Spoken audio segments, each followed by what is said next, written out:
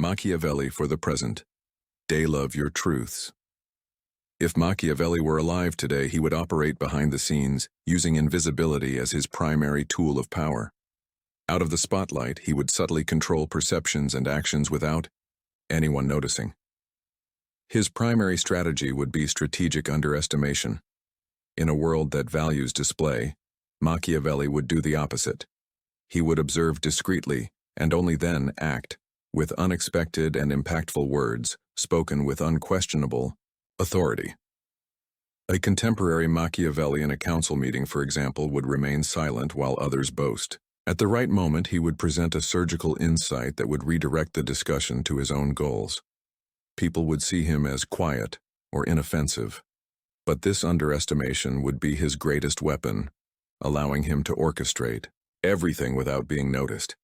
In a world dominated by images, Machiavelli would focus on perception as his primary weapon, knowing that it travels faster than the truth. He would not seek to prove his integrity, but rather to construct illusions. A Machiavellian politician, for example, would not be concerned with being honest, but with appearing honest. He would use dangerous charms, such as smiling for the cameras, and gestures of false friendship, to disorient adversaries and manipulate public opinion. Through compliments and sympathy, he would disarm enemies in debates and then attack them with cunning rhetoric. It would not be necessary to be good. Just appearing good would be enough to control. A businessman with questionable practices, for example, would build an impeccable public image as a philanthropist to gain trust and silence criticism with his charisma. Machiavelli would use ambiguity as a tool of power, cultivating uncertainty to keep people in doubt about his true intentions. His apparent inconsistency, sometimes cold, sometimes generous, sometimes silent, sometimes intense, would not be confusion, but a method to generate it in others. A Machiavellian leader, for example, would be unpredictable, praising and criticizing for no apparent reason. This confusion would create obsession, leading people to try to decipher his moves and overinterpret his silences. Such obsession would create a focus on understanding him rather than challenging him, giving him immense power. In the 21st century, Machiavelli would control by shaping reality in his favor, without the world noticing. The key to this would be fixation. He would understand that the most controlled people are those who think about you the most. Therefore, the golden rule would be to stop explaining too much, leaving gaps and speaking in riddles. Confusion would generate curiosity, and curiosity would draw people into his orbit. In a world of overexposure, Machiavelli would operate in the shadows because revealing his movements would allow his adversaries to prepare. He would control what others see while hiding what he really does. For example, a Machiavelli at the helm of a startup would maintain an impeccable public exit, slick website, concise press releases. But his private entrance, his operations, strategies, and negotiations would be completely secret. He would allow his competitors to underestimate him, only to launch a revolutionary product by surprise. The Machiavellian maxim of appearing noble but moving relentlessly would translate into not revealing strategies or systems. He would control the narrative and the factory, without anyone knowing what was being built until it was too late. Machiavelli would build a mask of perfection, confident, poised, intelligent, and then, at a calculated moment, allow it to crack. For example, a charismatic CEO would reveal a controlled imperfection, a burst of insight, a calculated vulnerability, or a harsh word, in a moment of tension. This revelation would not be a mistake, but a calculated maneuver. The idea is that people are obsessed with what seems unattainable. By giving away 90% of the story and keeping quiet about the remaining 10%, Machiavelli would ensure that people would pursue the mystery. The maxim that a wise ruler must cultivate an appearance of virtue but be ready to act in the opposite way means, be the light, but also illuminate the darkness. Let them glimpse the abyss for a moment, and then close the curtain. You will become unforgettable, not because of the mask, but because of the need others will feel to know what lies behind it. Machiavelli would argue that speaking less than necessary is crucial to power, because excess words indicate weakness and a need for validation. His words would be precise, seeking to create distance rather than understanding. In a negotiation, Machiavelli would say few sentences and let silence do the trick. This silence would create fear and projection in others, who would try to decipher his intentions, transforming him into an enigmatic protagonist. To dominate, Machiavelli would not threaten, but rather quietly create dependence. He would help others in ways that would make them irreplaceable, such as teaching them something unique or solving insurmountable problems. This dependence would put him in total control, as others would feel compelled to seek him out. True power, for Machiavelli, lies in controlling the pace of other people's thoughts. To do this, he would recommend stopping over-explaining, leaving gaps, and responding with riddles and smiles, transforming mystery into a gravitational force that draws people into its orbit. Machiavelli would blur the line between threat and ally, never allowing people to be certain of his intentions. He would sit down with enemies, praise rivals publicly, and defend those he planned to remove in private. For example, a Machiavellian CEO would praise a competitor's innovation publicly, even suggesting collaboration. Internally, I would defend the competence of a manager who is secretly planning to replace. This strategy makes opponents relax as they think you are neutral. The best time to act is when they are unarmed. The maxim, a lion cannot protect itself from traps, and a fox cannot defend itself from wolves. Therefore, one must be a fox to recognize traps, and a lion to scare wolves would be his guide. He would praise an enemy's idea before quietly overcoming it, or agree with a critic and then quietly replace him. Machiavelli would be warm and disarming until the moment of action, when it would be too late to stop him. In short, say less, smile more, play it neutral, and then remove them while they are still confused about their real threat. Machiavelli's most effective strategy for rising to power would be to make others feel secure, believing that he posed no threat and that he wanted them to win. Only when trust was established would he act. For example, a Machiavelli aspiring to political leadership would study and imitate the current leader, praise his ideas, and subtly disagree only on irrelevant points. He would make the leader feel in control, guiding him until at the right moment he acted decisively and quickly. By the time the betrayal was realized, Machiavelli would already be in his place. The maxim, men are so simple and so inclined to obey immediate needs that a deceiver will never lack victims, sums up this tactic. Tell them what they want to hear, show them what they want to see, and take what they never thought you would touch, all with a smile. Machiavelli understood that to become unforgettable, you have to create a void in people. The strategy is to make them dependent and then move away. They will not hate you, but rather the need they feel for you, spending years trying to fill that void.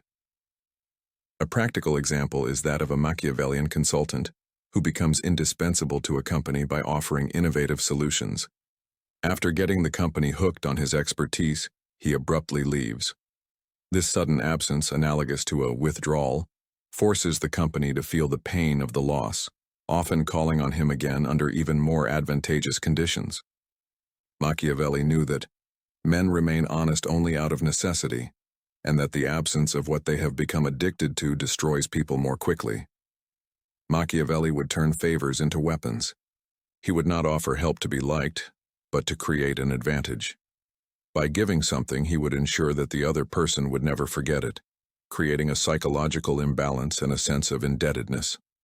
A Machiavellian politician, for example, would help a colleague win a campaign without asking for anything in return. He would simply allow the psychological debt to eat away at the other person. With each new favor requested, the memory of the previous help would resurface, eliminating the need for direct demand. A subtle reminder, such as, "Remember that time I," would be enough for the colleague to realize that Machiavelli holds a piece of his pride. Favors, when used patiently, become psychological chains, and the longer they remain unrecognized, the heavier they become. A Machiavellian CEO, for example, would publicly praise a competitor's innovation, perhaps suggesting collaboration, while privately defending the competence of a manager he secretly plans to replace. This tactic makes adversaries relax, thinking you are neutral, creating the ideal moment to act. Machiavelli knew that true loyalty is not earned by kindness, but by getting people to betray others for your benefit, creating an irreversible commitment. He would not force betrayal, but rather allow it. In a corporate environment, for example, Machiavelli would not directly ask an employee to spy. He would simply leave the door slightly open by expressing subtle concern about a colleague's ethics. The employee, seeking his approval, would spontaneously bring up unfavorable information or speak ill of the colleague. At that point, the employee would be bound to Machiavelli by complicity. People protect what they have committed to. The more they invest in you, the less they can afford to lose you. This is how Machiavelli would create allies, not through charisma, but through involvement. Machiavelli would not confront alliances directly, but would break them from within through erosion and infiltration. In a political coalition, he would identify the key figure and plant seeds of doubt about the trustworthiness of other members or insinuate that someone was self-serving. The maxim, "He who makes another powerful ruins himself," would be his guide. Slowly, he would infect the alliance with suspicion, eroding internal trust until it disintegrated on its own, without his need for direct confrontation. For Machiavelli, true power lies in controlling the pace of others' thoughts. He would advise against over-explaining, leaving gaps, speaking in riddles, and smiling when confronted with unanswered questions. Mystery, forged in the space between words, creates confusion that fuels curiosity and attraction. Machiavelli would never allow people to be certain about his intentions, seeking to blur the line between threat and ally. He would sit with enemies, publicly praise rivals, and even privately defend those he planned to remove. Machiavelli's most effective way to assume power would be to make others feel safe, believing that he poses no threat and is on their side. He would only act once trust was fully established. Guided by the maxim of the fox and the lion, Machiavelli would praise an enemy's idea before quietly overcoming it, or agree with a critic and then quietly replace it. He would appear passive until the moment of action, when it would be too late to stop it. In short, say less, smile more, play it neutral, and then remove them while they are still confused about the real threat.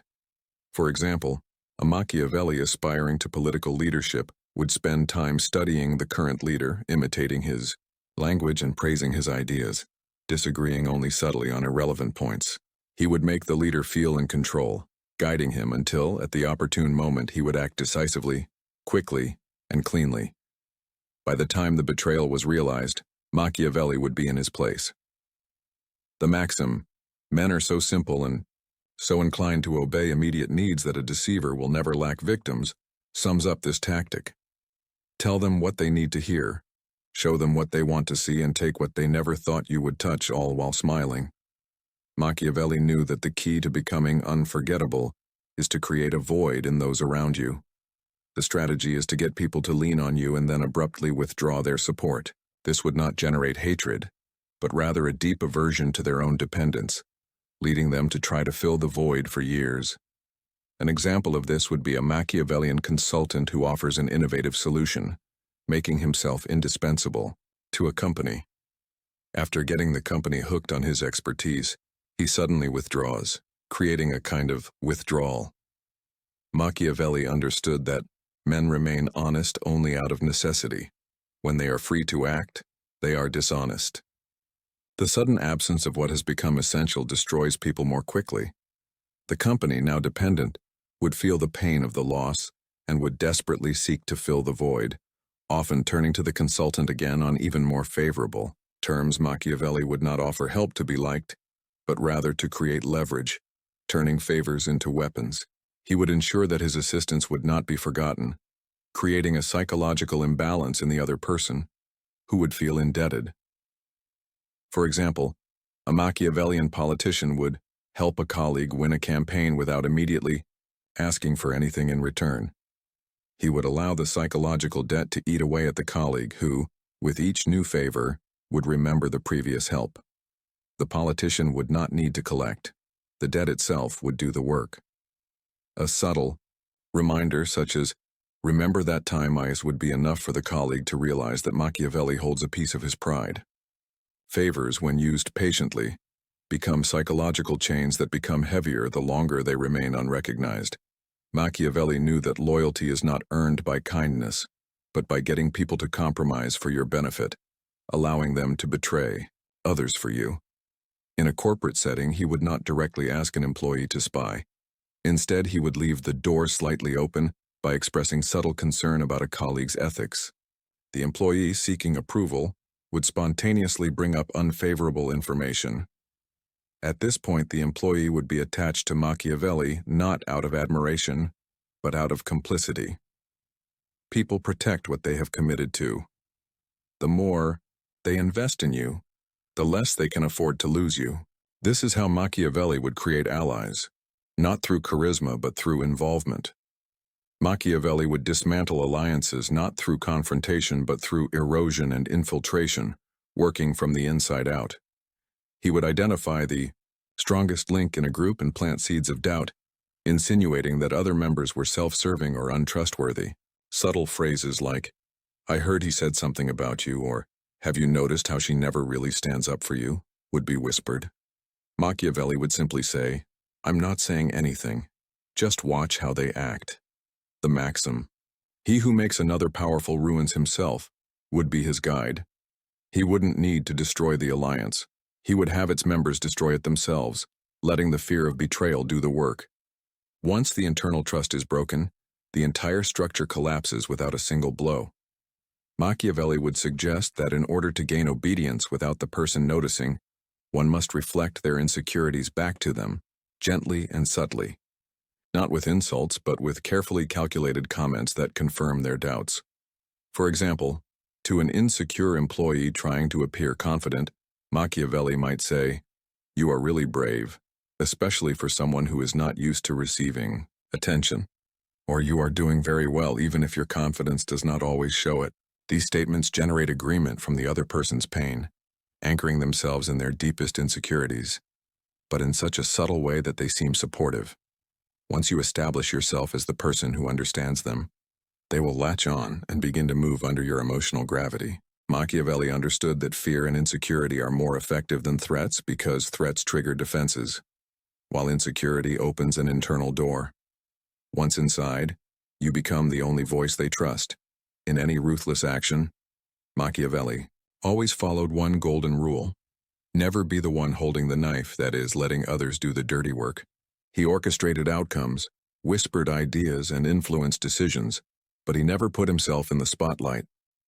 For example, to fire someone, he would plant rumors of insubordination. To remove a competitor, he would let him self-destruct with the right amount of provocation and misinformation.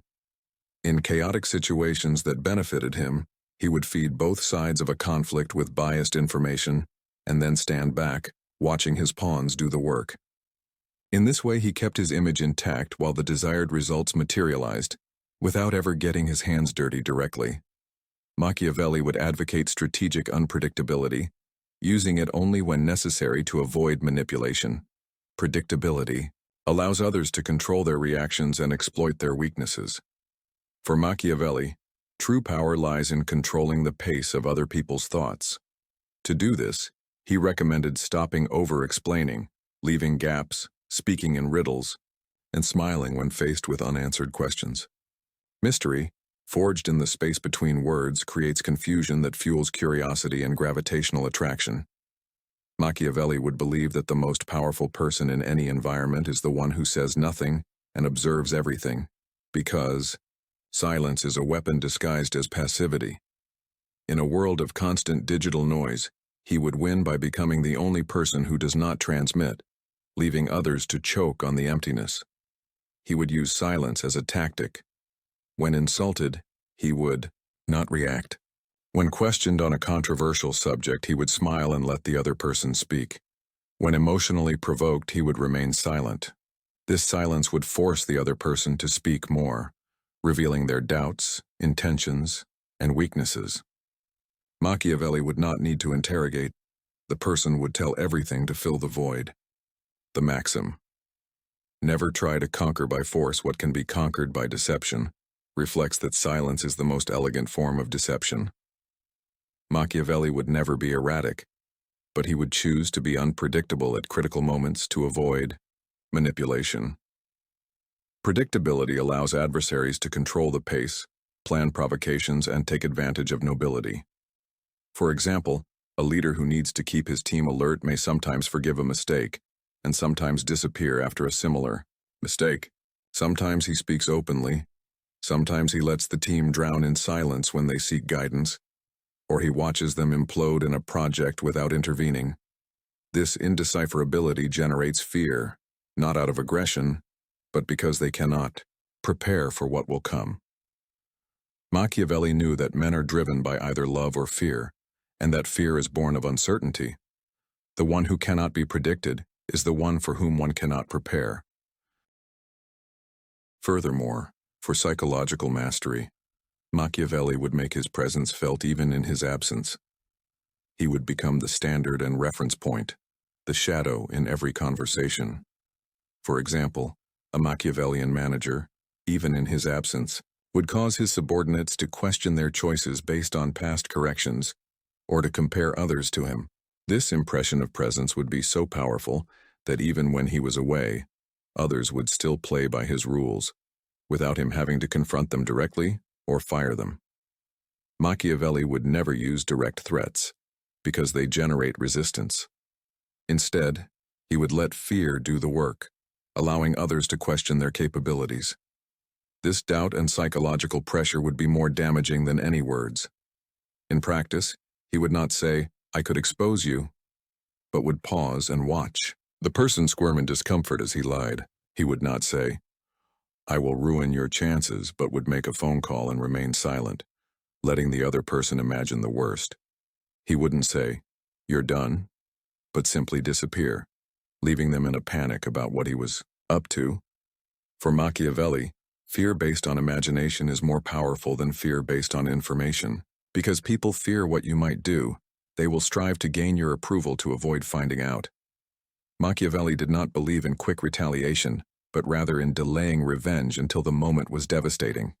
He watched, waited, and let the offense fester until the perfect time.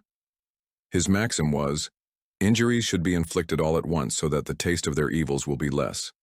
Benefits should be bestowed gradually. When someone wronged him, he would not react. Instead, he would study the offender and let him relax, believing he had gotten away with it. Then, in a calculated, clean, and absolute manner, he would act when they least expected it." For Machiavelli, revenge is not just punishment but control. Instant reaction gives control to others, while procrastination consumes them with paranoia, preventing them from enjoying their victories or sleeping soundly for fear of the imminent response. For Machiavelli, true power lies in the ability to control the pace of others' thoughts. To this end, he recommended stopping over-explaining, leaving gaps, speaking in riddles, and smiling when confronted with unanswered questions. Mystery, forged in the space between words, creates the confusion that fuels curiosity and gravitational attraction. Machiavelli sought to be respected, not liked, by transforming himself from an individual into a system. His goal was to be the fundamental structure, a network of ideas and strategies so embedded that its removal would mean the dismantling of the entire operation. A modern Machiavelli would not just be the CEO, but the system behind the company. He would train others to think like him, become essential to systems no one else understands, and incorporate his voice into decisions that resonate long after he is gone, so that even if they didn't want him, they couldn't function without him. This is the basis of lasting legacies, being remembered in systems that cannot be erased, exerting permanent psychological control rather than mere influence. The highest form of power for Machiavelli would not be recognition but haunting, becoming the figure whose name people are afraid to speak. He would be the indirect reference, "That person, you know who I am talking about," because naming him would evoke something uncontrollable. A former Machiavellian leader, for example, would not worry about murals or speeches but would be the shadow that hangs over decisions, the example of what not to do or how things can go wrong if his precepts are not followed. He would not become a trend, but he would linger in people's minds. He would not win arguments, but he would change the mood. He would become the one they fear to bring up because everyone already knows the consequences. If Machiavelli were alive today, he would not seek followers or online noise. He would be hidden in structures of power, shaping narratives behind smiles and silences. He would be the voice that whispers, "Don't answer, don't reveal, let them speak first." And most importantly, don't seek respect. Position yourself so that they can't breathe without you. This is how you win, not with fame or noise, but with a legacy that cannot be stopped. Love your truths as if you were Machiavelli living in the 21st century. Read and listen to the classics for free on the ECR Virtual Books Editora channel. Don't forget to subscribe to our channel.